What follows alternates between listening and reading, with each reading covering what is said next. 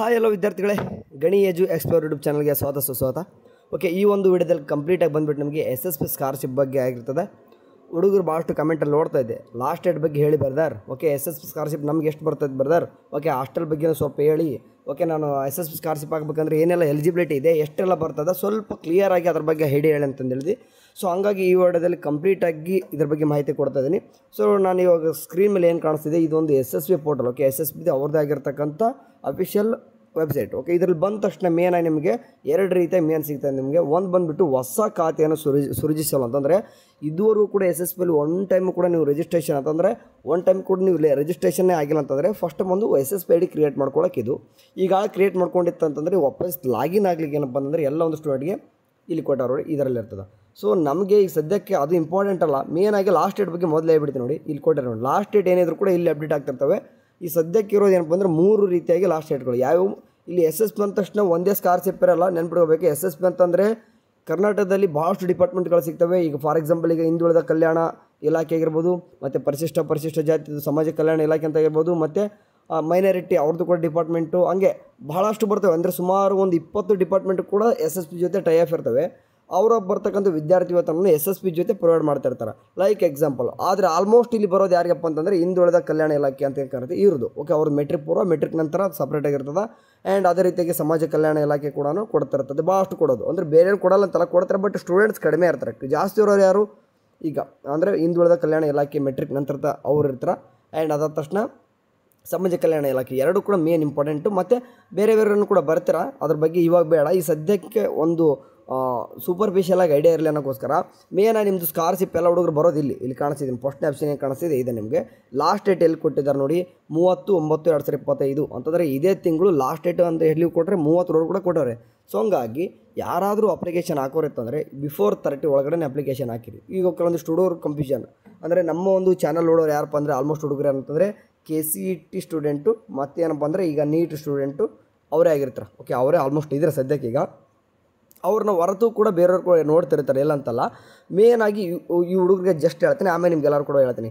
ಈಗ KCET NEET 2025-26 admission ಆಗೋರು ಇನ್ನೂ ಕೂಡ ನಿಮ್ಗೆ ಯಾವುದೇ ರೀತಿಯಾಗಿ USN ನಂಬರ್ ಅಂತ ಕರಿತೀವಿ ಅಥವಾ ರಿಜಿಸ್ಟ್ರೇಷನ್ ನಂಬರ್, ಅಟ್ಲೀಸ್ಟ್ ಒಂದು ಟೆಂಪ್ರರಿ ರಿಜಿಸ್ಟ್ರೇಷನ್ ನಂಬರ್ ಕೂಡ ಬಂದಿರಲ್ಲ ನಿಮಗೆ.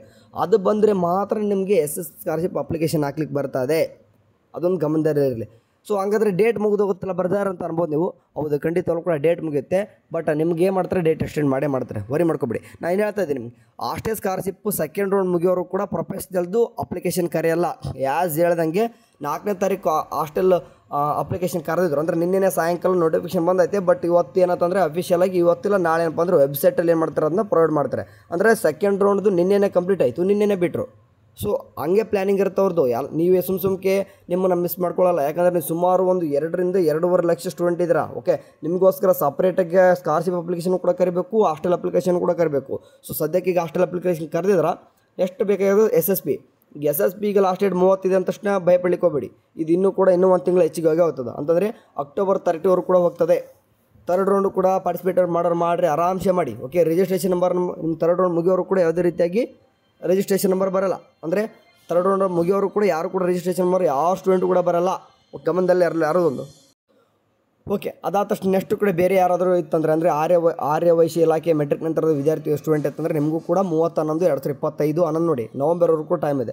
ಆ್ಯಂಡ್ ಕರ್ನಾಟಕ ರಾಜ್ಯ ಬ್ರಾಹ್ಮಣ ಅಭಿವೃದ್ಧಿ ಮಂಡಳ ಮೆಟ್ರಿಕ್ ನಂತರದ ವಿದ್ಯಾರ್ಥಿ ಅಂದರೆ ಎಲ್ಲರೂ ಕೂಡ ಸದ್ಯಕ್ಕೆ ಮೆಟ್ರಿಕ್ ನಂತರ, ಮೆಟ್ರಿಕ್ ಪೂರ್ವ ಅಂದರೆ ಈ ಟೈಮಿಂಗ್ ಅಂತೂ ಇರಲ್ಲ. ಯಾಕಂದರೆ ಡೇಟ್ ಅವಾಗಲೇ ಮುಗಿಸಿರ್ತಾರೆ. ಸದ್ಯಕ್ಕೆ ಏನಂತಂದರೆ ಯಾರೆಲ್ಲ SSLC ಮೇಲ್ಗಡೆ ಯಾರು ಇರ್ತಾರೆ ಸ್ಟೂಡೆಂಟ್, ಆ ಒಂದು ಸ್ಟೂಡೆಂಟ್ಗೆ ಮಾತ್ರ ಸ್ಕಾಲರ್ಶಿಪ್ ಓಪನ್ ಇರ್ತವೆ. ಇದು ನೋಡಿ, ಹಿಂದುಳಿದ ಕಲ್ಯಾಣ ಇಲಾಖೆ ಮೆಟ್ರಿಕ್ ನಂತರ ಅಂತಂದರೆ ಇದು ಭಾಳಷ್ಟು ಬರ್ತವೆ. ಇದರಲ್ಲಿ ಮತ್ತೆ ಸಬ್ ಡಿವೈಡ್ ಆಗಿ ಇನ್ನೂ ಕೂಡ ಸ್ಕಾಲರ್ಶಿಪ್ ಬರ್ತವೆ. ಲೈಕ್ ಇದರಲ್ಲಿ ಫೀಸ್ ರಿಂಬರ್ಸ್ಮೆಂಟ್ ಅಂತ ಕೊಡ್ತಾರೆ, ವಿದ್ಯಾಸಿರಿ ಅಂತ ಕೊಡ್ತಾ ಇರ್ತಾರೆ. ಮತ್ತು ಬೇರೆ ಲೈಕ್ ಅಗ್ರಿಕಲ್ಚರ್ದು ಕೂಡ ಡಿಪಾರ್ಟ್ಮೆಂಟ್ದು ಕೂಡ ಇದರಲ್ಲಿ ಆ್ಯಡ್ ಆಗ್ತಾ ಹೋಗ್ತಿರ್ತದೆ. ಅದನ್ನು ಕೂಡ ಇದರಲ್ಲಿ ಮೆನ್ಷನ್ ಮಾಡ್ತಾರೆ. ಕೆಲವೊಂದು ಟೈಮ್ ಲೇಬರ್ದು ಕೂಡ SSP ಜೊತೆ ಟೈಪ್ ಆಗಿ ಕೊಡ್ತಾ ಇರ್ತಾರೆ. ಸೊ ಒಂದು SSP ಅಪ್ಲಿಕೇಶನ್ ಹಾಕೋದ್ರಿಂದ ಭಾಳಷ್ಟು ಸ್ಕಾಲರ್ಶಿಪ್ ಹಾಕ್ದಂಗೆ ಆಗ್ಬಿಡ್ತದೆ. ಇದು ಪ್ಯೂರ್ ಗೌರ್ಮೆಂಟ್ ನಾನು ಹೇಳ್ತಿರೋದು. ಇವು ಮಾತ್ರ ಖಂಡಿತ ಬರುವಂಥದ್ದು ಇದು. ಓಕೆ, ನಿಮ್ಗೆ SSP ID ಕ್ರಿಯೇಟ್ ಮಾಡಲಿಕ್ಕೆ ಮೊದಲು ಕಾಣಿಸಿದ್ರು SSP ID ಕ್ರಿಯೇಟ್ ಮಾಡಬೇಕಾಗ್ತದೆ. ಮೊದಲು SSP ID ಕ್ರಿಯೇಟ್ ಮಾಡ್ಕೊಂತಂದರೆ ನೀವು ಹಾಸ್ಟೆಲ್ ಅಪ್ಲಿಕೇಶನ್ ಹಾಕ್ಲಿಕ್ಕೆ ಬರ್ತದೆ. ಅದೊಂದು ಗಮನದಲ್ಲಿ ಇಟ್ಕೋರಿ. ಸರಿ, ಅದಾದ ತಕ್ಷಣ ಇಲ್ಲಿ ಕಾಣಿಸ್ತಿದೆ ನೋಡಿ, ಹಿಂದುಳಿದ ವರ್ಗಗಳ ಕಲ್ಯಾಣ ಇಲಾಖೆ ಮತ್ತು ಪರಿಶಿಷ್ಟ ಪಂಗಡಗಳ ಕಲ್ಯಾಣ ಇಲಾಖೆಯ ಯೋಜನೆಗಳಿಗೆ ಅರ್ಜಿ ಸಲ್ಲಿಸಲು NSP OTR ನೋಂದಣಿ ಮಾಡುವುದು ಕಡ್ಡಾಯವಾಗಿದೆ. ಅಂದರೆ ಈ ಸಾರಿ ಏನು ಮಾಡಿದ್ದಾರೆ ಅಂತಂದರೆ, ಯಾರಿಗೆ ಹಿಂದುಳಿದ ವರ್ಗಗಳ ಕಲ್ಯಾಣ ಇಲಾಖೆಯಲ್ಲಿ ಬರ್ತಕ್ಕಂಥ ಅವ್ರಿಗೆ ಮತ್ತು ಪರಿಶಿಷ್ಟ ಪಂಗಡಗಳ ಕಲ್ಯಾಣ ಇಲಾಖೆ ಅಂತಂದರೆ ಎರಡೂ ಕೂಡ ಡಿಪಾರ್ಟ್ಮೆಂಟ್ದಿಗೆ ನೀವೇನಾದರೂ ಮುಂದೆ ಏನಾದರೂ ಅಪ್ಲೈ ಮಾಡ್ತೀರ ಅಂತಂದರೆ ಮೊದಲು OTR ಅಂದರೆ ಒನ್ ಟೈಮ್ ರಿಜಿಸ್ಟ್ರೇಷನ್ನು ಎಲ್ಲಿ ಮಾಡಬೇಕು, NSP ಒಳಗೆ ಮಾಡ್ಕೊಳ್ಳೇಬೇಕಾಗ್ತದೆ. ಹಂಗಿದ್ರೆ ಮಾತ್ರ ನಮಗೆ ಸ್ಕಾಲರ್ಶಿಪ್ ಬರ್ತದೆ. ಅದೊಂದೊಂದು ಗಮನದಲ್ಲಿ ಇಟ್ಕೊಂಡಿರಿ ಅಷ್ಟೇ. ಓಕೆ, ಅದಾದ ತಕ್ಷಣ ನಿಮಗೆ ನೆಕ್ಸ್ಟ್ ಈಗ ಅಪ್ಲಿಕೇಶನ್ ಆಗ್ತಿರಿ ಅಂತಂದರೆ ನಿಮ್ಗೆ ಏನೆಲ್ಲ ಡಾಕ್ಯುಮೆಂಟ್ಸ್ ಇರಬೇಕಂತಂದರೆ ಇಲ್ಲಿ ಕೊಟ್ಟೋರೊಳಗೆ ಕಾಣಿಸಿದೆ. ವಿದ್ಯಾರ್ಥಿಗಳ ಆಧಾರ್ ಸಂಖ್ಯೆ ಮತ್ತು ಆಧಾರ್ನಲ್ಲಿ ಇರುವ ಹಾಗೆ ಹೆಸರು ಸೇಮ್ ಇರಬೇಕು. ನೀವು ನೋಡಿ, ಈಗ ಏನಾದರೂ ಆಧಾರ್ ಕಾರ್ಡ್ ಮಿಸ್ ಮ್ಯಾಚ್ ಅದೇನಾದರೂ naming change marks card change ಇತ್ತಂದರೆ ಇವಾಗಲೇ ನೇಮ್ ಕರೆಕ್ಟಾಗಿ ಮಾಡಿಸ್ಕೊಂಬಿಡಿ ಆಧಾರ್ ಕಾರ್ಡ್ದು. ಯಾಕಂದರೆ ಅದೇ ಮೇನಿಗೆ ಈಗ ಹಂಗೆ ಹೋಗುತ್ತಂದರೆ ಏನಾದರೂ ಮಿಸ್ ಆಯ್ತಂದರೆ ನಿಮ್ಮ ಸ್ಕಾಲರ್ಶಿಪ್ ಬರಲ್ಲ. ಸೊ ಹಂಗಾಗಿ ಕರೆಕ್ಟ್ ಇಟ್ಕೊಂಡಿರಿ. ನೆಕ್ಸ್ಟು ವಿದ್ಯಾರ್ಥಿಯ ಮೊಬೈಲ್ ಸಂಖ್ಯೆ, ಒಂದು ಮೊಬೈಲ್ ನಂಬರ್ ಅಂತ ನಿಮ್ಮದಾಗಿ ಫೋನ್ ಆಗಿರ್ತದೆ. ಹಂಗಿದ್ರೆ ಈಗ ವಿದ್ಯಾರ್ಥಿಗಳ ಇಮೇಲ್ ID ಇದಂತೂ ಇವು ನಡೀತದೆ, ಬೇಕಾದ್ರೆ ಯಾರಾದರೂ ಕೊಟ್ಟರೆ ನಡೀತದೆ. ಒಂದೇದಂತೂ ನಿಮ್ಮದೇ ಇರಬೇಕು. ನೆಕ್ಸ್ಟು ವಿದ್ಯಾರ್ಥಿಗಳ SSLC ನೋಂದಣಿ ಪಟ್ಟಿ, ಇದ್ರ SSLC ಮಾರ್ಕ್ಸ್ ಕಾರ್ಡ್ ಏನಿದೆಯೋ ಅದ್ರ ತಕ್ಕನಂಗೆ ನೇಮ್ ಎಲ್ಲನೂ ಕೂಡ ಇರಬೇಕು. ಅದನ್ನು ಗಮನದಲ್ಲಿ ಇಟ್ಕೋರಿ. ನೆಕ್ಸ್ಟು ವಿದ್ಯಾರ್ಥಿ ಹೆಸರಿನಲ್ಲಿ ಇರುವ ಜಾತಿ ಮತ್ತು ಆದಾಯ ಪ್ರಮಾಣ ಪತ್ರ RD ನಂಬರ್ ಇದಂತೂ ಇರ್ತದೆ. ನೆಕ್ಸ್ಟು ವಿದ್ಯಾರ್ಥಿಯ ವಿಕಲಚೇತರಾಗಿದ್ದಲ್ಲಿ UD ID ಕಾರ್ಡ್ ಅಂದರೆ UD ID ಕಾರ್ಡ್ ನಂಬರ್ ಏನು ಕರಿತೀವೋ ಅದು ಕೂಡ ಬೇಕಾಗ್ತದೆ. ನೆಕ್ಸ್ಟ್ ಅದಾದ ತಕ್ಷಣ ವಿದ್ಯಾರ್ಥಿಯು ವಾಸವಿರುವ ಜಿಲ್ಲೆ, ತಾಲೂಕು, ವಿಧಾನಸಭಾ ಕ್ಷೇತ್ರದ ಹೆಸರು, ಮನವಿ ವಿಳಾಸ ಇವು ಬೇಕಾಗ್ತದೆ. ಜಸ್ಟ್ ಅಲ್ಲಿ ಫಾರ್ಮ್ಯಾಟಿಗೋಸ್ಕರ ಬೇಕಾಗ್ತದೆ, ಇದು ಇರಲಿ. ನೆಕ್ಸ್ಟು ಅಲ್ಲಿ ತುಂಬಕ್ಕೆ ಬೇಕಿದ್ದೇನು ನಿಮಗೆ ಫಾರ್ಮ್ ಅಲ್ಲ, ತುಂಬಕ್ಕೆ ಬೇಕಷ್ಟೇ. ನೆಕ್ಸ್ಟು ವಿದ್ಯಾರ್ಥಿಯ ಕಾಲೇಜು ದಾಖಲಾತಿ ಇಲ್ಲಿ ಹೇಳಿದೆ ನೋಡಿ, ನಿಮಗೆ ರಿಜಿಸ್ಟ್ರೇಷನ್ ನಂಬರ್ ಇದು ಇಷ್ಟೊತ್ತು ಮಾತಾಡಿದ್ನಲ್ಲ ಇದ್ರ ಬಗ್ಗೆ, ಈ ರಿಜಿಸ್ಟ್ರೇಷನ್ ನಂಬರ್ ಬೇಕೇ ಬೇಕು. ಒನ್ಸ್ ನೀವೇನಾದರೂ SSP ಅಪ್ಲಿಕೇಶನ್ ಹಾಕ್ಲಿಕ್ಕೆ ಹೋಯ್ತಂತಂದರೆ ನಿಮ್ಮ ರಿಜಿಸ್ಟ್ರೇಷನ್ ನಂಬರ್ ಅಥವಾ USN ನಂಬರ್ ಅಂತ ಏನು ಕರಿತೀವಿ ಅದು ಬೇಕೇ ಬೇಕು. ಅದು ಯಾವಾಗ ಬರುತ್ತೆ ಅಂತಂದರೆ ನಿಮ್ಮ ಕಾಲೇಜ್ ಪ್ರಿನ್ಸಿಪಲ್ಸ್ ಏನು ಮಾಡ್ತಾರೆ ಅಂತಂದರೆ ಎಲ್ಲನೂ ಕೂಡ ಕಂಪ್ಲೀಟಾಗಿ ಅಡ್ಮಿಷನ್ ಆದಮೇಲೆ ಆ ಎಲ್ಲ ಒಂದು ಸ್ಟೂಡೆಂಟ್ ಡಾಟಾನ ಯೂನಿವರ್ಸಿಟಿಗೆ ಕಳಿಸಿ ಆದಮೇಲೆ, ಈಗ ಇಂಜಿನಿಯರ್ ಸ್ಟೂಡೆಂಟ್ ಆಗಿತ್ತಂದರೆ ವಿತಿನ್ 1 ವೀಕಲ್ಲೇ ಒನ್ ವೀಕಲ್ಲಿ ಏನು ಮಾಡಿಬಿಡ್ತಾರೆ ಅವರು, ಟೆಂಪ್ರರಿ USN ನಂಬರ್ ಅಂತ ಕಳಿಸಿಬಿಡ್ತಾರೆ.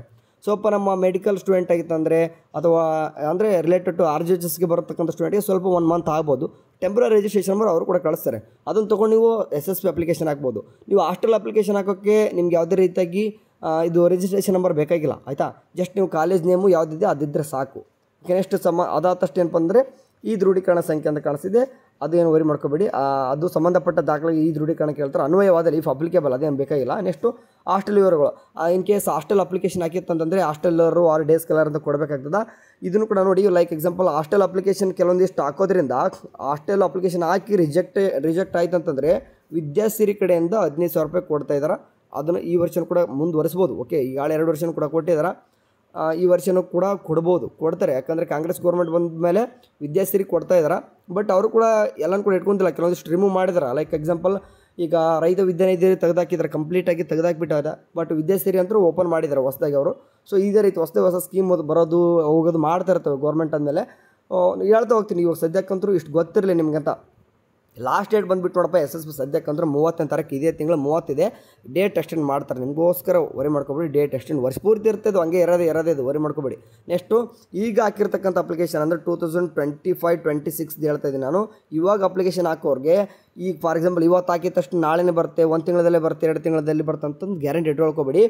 26 ಅಂದರೆ 2026 ಡಿಸೆಂಬರ್ ಲಾಸ್ಟು ಇದ್ರ ಒಳಗಡೆ ಬರುತ್ತೆ. ಅಂದರೆ ಅಕಾಡೆಮಿಕ್ ಇಯರು ಎಷ್ಟೇ ಇರಲಿ ಅದು, ಈಗ 2025-26 ಅಂತ ಇದೆ ಅಂತಾರೆ, 26 ಅಂತ ಏನು ಲಾಸ್ಟ್ ಇದೆಯೋ ಆ ಲಾಸ್ಟ್ದು ಡಿಸೆಂಬರ್ವರೆಗೂ ಕೂಡ ಲಾಸ್ಟ್ ಡೇಟ್ ಇರ್ತದ್ದು ಗೌರ್ಮೆಂಟಿಗೆ ಕಳ್ಸೋಕ್ಕೆ. ಆ ಡೇಟ್ ಒಳಗಡೆ ಅವ್ರು ಏನಪ್ಪ ಅಂದರೆ ಎಲ್ಲ ಅಮೌಂಟು ಕೂಡ ಕಳಿಸ್ಬೇಕು ಸ್ಟೂಡೆಂಟ್ಗೆ. ಇಲ್ಲಪ್ಪ ಅಂದ್ರೆ ಕೊಡದೆ ಹೋದ ಏನಾಗ್ತದೆ, ಆ ಒಂದು ಗೌರ್ಮೆಂಟಿಗೆ ಸ್ವಲ್ಪ ಕೆಟ್ಟ ಹೆಸರು ಬಂದೇ ಬರ್ತದೆ. ಸೊ ಹಂಗಾಗಿ ಆ ಒಂದು ಡೇಟ್ ಒಳಗಡೆ ಅಂದರೆ 1 ವರ್ಷದಲ್ಲಿ ಅವರು ನಿಮಗೆ ಅಕೌಂಟ್ಗೆ ಹಾಕ್ತಾರೆ. ಏನು ಹಾಕ್ತಾರೋ ಬಿಡ್ತಲ್ಲ, ಫೀ ರಿಂಬರ್ಸ್ಮೆಂಟ್ ಅಂತಂದರೆ ಶುಲ್ಕ ಮರುಪಾವತಿ ಅಂತೂ ಹಾಕ್ತಾರೆ. ಅದು ಗಮನದಲ್ಲಿ ಇಟ್ಕೊರಿ, ಅದೊಂದು ಫಿಕ್ಸ್. ಸರಿ, ಸದ್ಯಕ್ಕಂತೂ ಇದಿಷ್ಟು ನನ್ನ ಗಮನದಲ್ಲಿ ಇಷ್ಟೇ, ಏನಿಲ್ಲ. 1 ಟೈಮ್ ರಿಜಿಸ್ಟ್ರೇಷನ್ ಅಂತ ಏನಿದೆ ಇದು ಮಾಡೋದು. ಆ್ಯಂಡ್ ಇದುವರೆಗೂ ಕೂಡ ನೀವು SSPDನ ಕ್ರಿಯೇಟ್ ಮಾಡ್ಕೊಂಡಿಲ್ಲ ಅಂತಂದರೆ SSPD ಕ್ರಿಯೇಟ್ ಮಾಡ್ಕೊಂಡು ಹಾಸ್ಟೆಲ್ ಅಪ್ಲಿಕೇಶನ್ ಇವತ್ತು ಬಿಟ್ಟಿದ್ದಾರೆ, ಹಾಸ್ಟೆಲ್ ಅಪ್ಲಿಕೇಶನ್ ಹಾಕೋರು ಹಾಕ್ರಿ. ಆ್ಯಂಡ್ ಅಡ್ಮಿಷನ್ ಆಗಿತ್ತಂತಂದರೆ SSP ಅಪ್ಲಿಕೇಶನ್ ಹಾಕ್ಬೇಕಂದ್ರೆ ಜಸ್ಟ್ ರಿಜಿಸ್ಟ್ರೇಷನ್ ಬರೋವರೆಗೂ ವೇಟ್ ಮಾಡಿ, ಬಂದ ತಕ್ಷಣ ಅಪ್ಲಿಕೇಶನ್ ಹಾಕ್ರಿ. ಓಕೆ, ಇಂಜಿನಿಯರ್ ಸ್ಟೂಡೆಂಟ್ ಆಯ್ತಂದ್ರೆ ನಿಮ್ಗೆ SS ಸ್ಟೂಡೆಂಟ್ಗೆ ಅವರೇ ಕಾಲೇಜವರೇ ಹೊಡೆದಾಡ್ತಾರೆ ಮಾಡಲಿಕ್ಕೆ. ಯಾಕಂದರೆ ಅವ್ರಿಗೆ ನಿಮ್ಮ ಕಡೆಯಿಂದ ಸ್ಕಾಲರ್ಶಿಪ್ ಅಮೌಂಟ್ ಬೇಕು ಅವ್ರ ಕಾಲೇಜ್ಗೆ. ಸೊ ಹಂಗಾಗಿ ಅವ್ರು ಹೇಳ್ತಾರೆ. ರಿಮೇನ್ ಸ್ಟೂಡೆಂಟ್ ಕೆಲವೊಂದಿಷ್ಟು ಕಾಲೇಜಲ್ಲಿ ಹೇಳಿಕ್ಕೆಲ್ಲ ನೀವಾಗೆ ತಿಳ್ಕೊಂಡು ಹಾಕಬೇಕು. ಓಕೆ, ಸರಿ, ಇದಿಷ್ಟು ನೋಡ್ರಪ್ಪ. ಹಿಂದೆ ಇದೇ ರೀತಿಗೆ ಏನಾದರೂ ಅಪ್ಡೇಟ್ಸ್ಗಳು ಬಂದರೆ ಹೇಳ್ತಿರ್ತೀನಿ. ಅಲ್ಲಿವರು ಚಾನಲ್ ನೋಡ್ತಾರೆ. ಟೇಕ್ ಕೇರ್, ಬಾಯ್.